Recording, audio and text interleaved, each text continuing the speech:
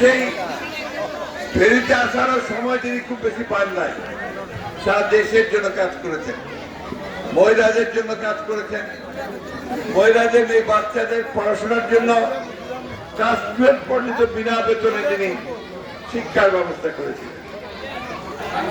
তিনি মেয়েদের পাস করে যারা চাকরি পায় তার ব্যবস্থা করেছিলেন, সব জায়গায় চাকরির সুযোগ করে দিয়েছিলেন। সবচেয়ে বড় কথা, বাংলাদেশের মানুষকে তিনি গণতন্ত্র দিয়েছিলেন। এর ফলে ইতিহাস আপনারা জানেন যে আওয়ামী লীগ সরকার ক্ষমতায় আসার পরে তার নাম মিথ্যা মামলা দিয়ে তাকে জেলে পাঠিয়ে দেয়। আপনারা চিন্তা করতে পারবেন না তিনি কি কষ্টে সেই জেলে ছিলেন। তাকে একটা ছোট্ট একটা ঘরের মধ্যে স্যাঁতসেঁতে একটা ঘরের মধ্যে আটকে রাখা হয়েছে। সেখানে ইঁদুর চলাচল করতো, তিনি ঘুমোতে পারতেন না, তাকে ভালো করে খেতে দেওয়া হয় নাই, তার খাওয়ার মধ্যে সমস্ত পুরনো খাবার দিত, যার পরে তার অসুখ হয়ে যায়, আপনারা সেটা জানেন। কিন্তু তারপরও তিনি কখন মাথা নত করেন, মাথা নোয়াননি।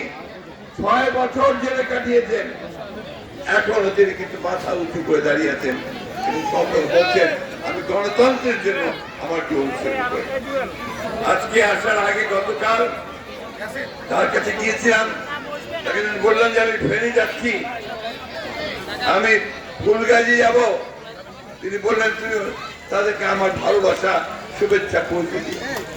আমি এসেছি আপনাদের কাছে বেগম জিয়ার, আপনাদের নেত্রী খালেদা জিয়ার, আপনাদের গর্ব খালেদা জিয়ার সেই শুভেচ্ছা ভালোবাসা পৌঁছে দিতে। আপনার দোয়া করবেন, তিনি খুব অসুস্থ, তার চিকিৎসা হয়নি, সেই চিকিৎসার জন্য আমরা চেষ্টা করছি তাকে বিদেশে পাঠিয়ে দেওয়ার জন্য।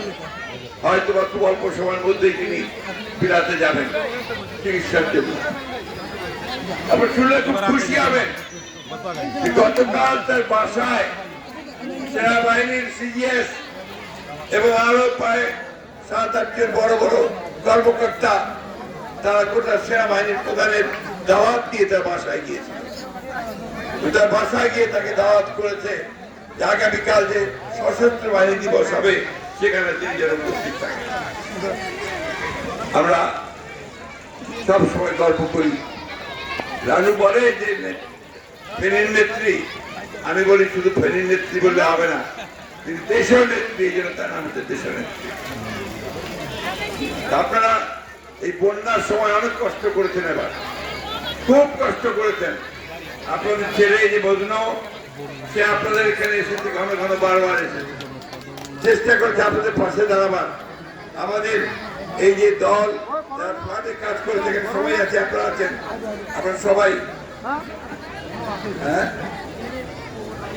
এখানেও এক কোমর পানি ছিল, সবকিছু তো নিয়ে গিয়েছিল আপনাদের, সেখানে আপনার লড়াই করে সংগ্রাম করে সেই আপনার বন্যা থেকে উত্তরণ ঘটিয়েছেন এবং সুযোগ এসছে নতুন করে বারবার। প্রিয় বন্ধুগণ, আমি খুব বেশি বক্তব্য